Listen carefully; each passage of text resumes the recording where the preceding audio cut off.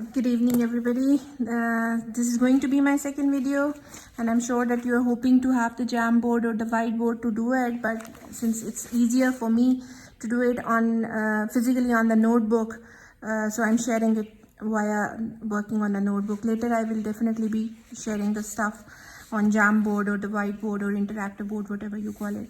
So let's start with the next little short video.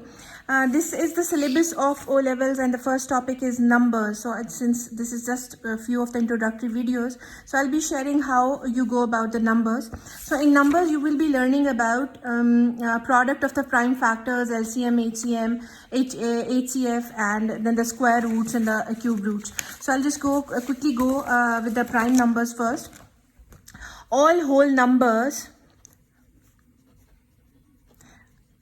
have got two main classifications, you must say. So the number should be odd or even. All right, so I hope that you all know that even number is the one which is divisible by 2 and the odd number is the one which is not divisible by 2 but any other number like 3 or 5 or even 1 we can say. So all these numbers. All right, so we need to check whether the number is odd or even for the whole numbers. So moving on, there are two types of numbers: prime numbers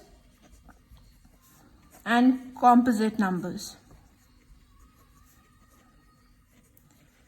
So what are the prime numbers? Prime numbers are those numbers, in a very simple language, आसान सी ज़बान में मैं आपको ये बताना चाहूँगी कि prime numbers are those which are not coming in any of the table except the table of 1. For example, 1 comes, it is actually divisible by itself to generate the answer 1. So 1 into 1 is 1, and if you divide it with 1, again you'll get 1. So it's a prime number.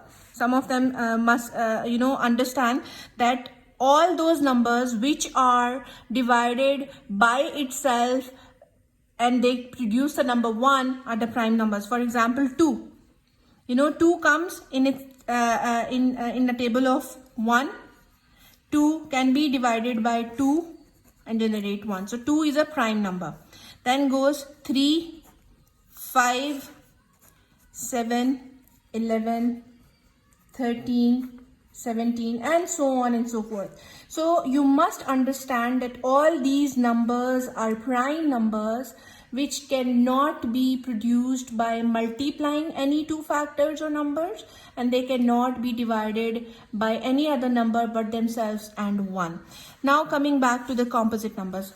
Any number which is a number is divisible by 3 if and only if the sum of the digits of the number is divisible by 3. This is for the composite number. For example, if I have an example of 387 and I need to check whether this number is a composite number or a prime number, step number 1 is I need to check, is it divisible by 2?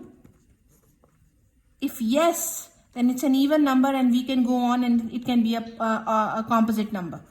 Then we need to check, since the last number is odd, so it means it cannot be divided by 2. Whenever the last digit is odd, it can never be divided by 2 since it's an odd number. All right. Now, what is the next prime number? 3. So I need to check, since it's 7 and I need to make it easy. So step 2 is always, you need to add all digits which are available there plus 7. Which is equals to 8, 9, 10, 11, or in fact 7, 10 and 18. 18 is divisible by 3, it means it's a composite number. Alright, so this is how you check. For example, I have 27. I need to check whether it's a prime number or it's a composite number. I check whether it is divisible by 2, no. Then I'll add it, 9. Is it divisible by 3? Yes. So it's a composite number. Alright. Then, for example, I have 47. I'll check whether it is divisible by 2. No. I need to check 4 plus 7 is equals to what? 11. Is it divisible by 3? No. It means it's a prime number. So this is the difference between a prime number and a composite number. This is how you check. This was one part of chapter 1 of the syllabus where you need to check whether the number is composite or a prime number. All right.